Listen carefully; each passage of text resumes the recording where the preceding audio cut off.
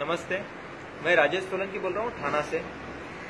आप सभी जानते ही हैं कि ये कोविड-19 की वजह से पूरा भारत में मतलब थम सा गया है, सभी एक्टिविटीज रुक गई है। तो मैं मेरा एक एक्सपीरियंस शेयर करना चाहता था।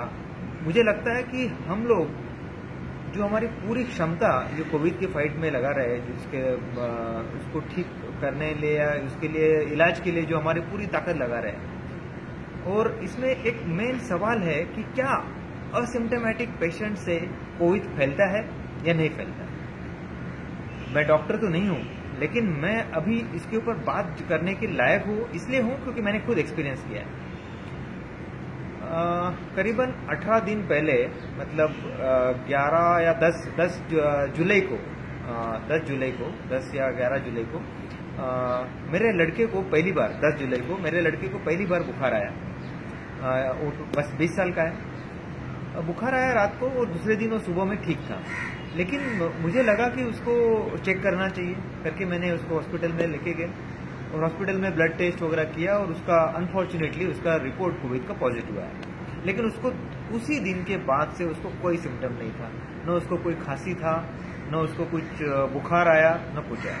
लेकिन फिर भी जो अपना स्टैंडर्ड अभी जो प्रोटोकॉल चल रहा है, कोविड का पेशेंट आ गया तो उसको ये दवाई दो, ये दो, वो बहुत सारी ढेर सारी दवाइयाँ उसको भी दी गई और उसका ट्रीटमेंट चालू किया गया।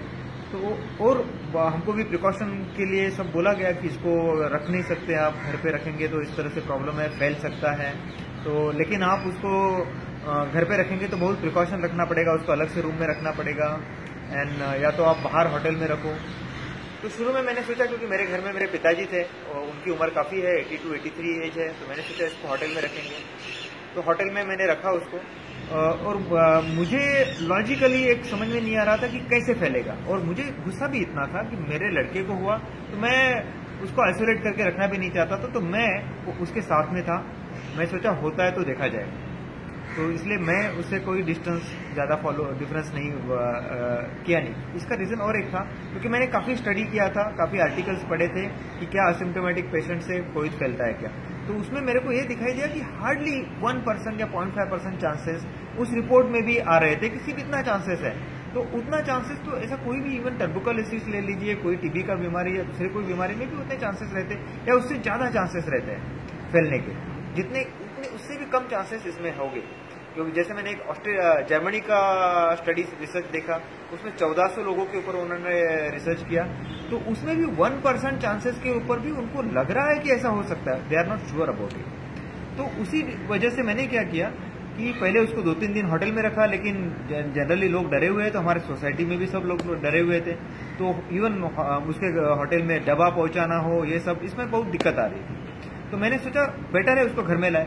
तो थोड़ा डाउट मेरे दिमाग में भी था, इसलिए पिताजी भी डर रहे थे, तो मैंने पिताजी को दूसरी जगह शिफ्ट कर दिया। उनको शिफ्ट करने के बाद जब मेरा लड़का घर पे आया, उसके बाद मैंने कोई रूल फॉलो नहीं किया।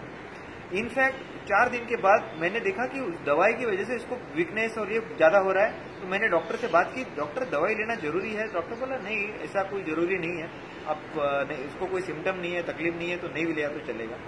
तो उसके बाद मैंने दवाई भी बंद कर दिया उसका, और हमने कोई रूल फॉलो नहीं किया। घर में कोई रूल जो बोला गया था कि आप हैंडल को हाथ लगाएगा तो उधर क्लीन करो या उसका रूम अलग से रखो, हमने कोई रूल फॉलो नहीं किया। और 15 दिन के बाद उसका टेस्ट निगेटिव आया। हम लोग रोजमर्रा की तरह से हम लोग खाना खा रहे थे, साथ में खाना खा रहे थे, पिक्चर देख रहे थे अंदर में, क्योंकि हम लोग क्वारंटाइन हो गए थे, क्योंकि कंटिन्यूसली 14 दिन हम लोग भी घर में उसके के साथ थे। लेकिन मेरा एक ऑब्जर्वेशन रहा कि हम लोग में किसी में भी कोई सिम्टम नहीं आया। इसका मतलब यह है कि असिम्टोमेटिक से या तो होता नहीं है, या तो रिपोर्ट गलत है, या किसी को पता नहीं है असिम्टोमेटिक से होता है या नहीं होता है, थोड़ा सा चांस है इसलिए बता दिया कि असिम्टोमेटिक से होता है। लेकिन मैं ये कहता हूं कि अगर असिम्टोमेटिक से होने का चांसेस 0.5% या 1% है, तो क्या अपनी पूरी ताकत हम लोग ऑलरेडी अपने पास इतनी हेल्थ सिस्टम स्ट्रांग नहीं है कि हम लोग पूरे लोगों को इतना दे सके। 80% लोग असिम्टोमेटिक है, तो क्या ये 80% लोगों को के लिए ये 20% लोग जिनको सिम्टम्स आते हैं, उसमें से 5% को ज्यादा तकलीफ होती है, उनकी तरफ ध्यान ज्यादा देना जरूरी नहीं है। मैं तो कहता हूं कि 80% को बिल्कुल छोड़ देना चाहिए, क्योंकि ऐसे ही ठीक हो जाएंगे। उनको घर पे ही रहना चाहिए। उनको इवन मेरे हिसाब से दवाई की भी जरूरत नहीं है। अगर हम लोग 80% को छोड़ देते, जैसे दिल्ली गवर्नमेंट ने अनाउंस किया, जिनको कोई सिम्टम नहीं है वो घर पे ही रहे, उनको कुछ करने की जरूरत नहीं, सिर्फ they can be at home जब तक उनके पास थोड़ा बहुत भी वीकनेस है या सिम्टम है, उसके बाद even they can move around. तो उससे होगा क्या कि ये जो 5% लोग जिनको तकलीफ हो रही है, या और जो 10% लोग जिनको कोई ट्रीटमेंट की जरूरत है, तो पूरी मशीनरी की ताकत सिर्फ उनके ऊपर लगेगी और उनको हम लोग ज्यादा अच्छी तरह से इलाज दे पाएंगे। हॉस्पिटल के बेड बिना वजह या आइसोलेशन सेंटर बिना वजह जो जिनको सिम्टम नहीं है उसकी वजह से जो हम लोग की एनर्जी जा रही है, पैसा वेस्ट कर रहे हैं हम लोग, वो होगा नहीं। इवन प्रोजेक्ट्स या काम भी जो असर हो रहा है, कोई भी आदमी दिल्ली से या बॉम्बे से दूसरे कोई सिटी में गया तो आया तो उसको आइसोलेशन सेंटर में डाला जाता है 14 दिन। मतलब हम लोग क्या कर रहे हैं, अल्टीमेटली तो लॉस ही कर रहे हैं, उसका टाइम लॉस हो रहा है, उसको कोई सिम्टम नहीं है, कुछ नहीं, लेकिन आइसोलेशन में।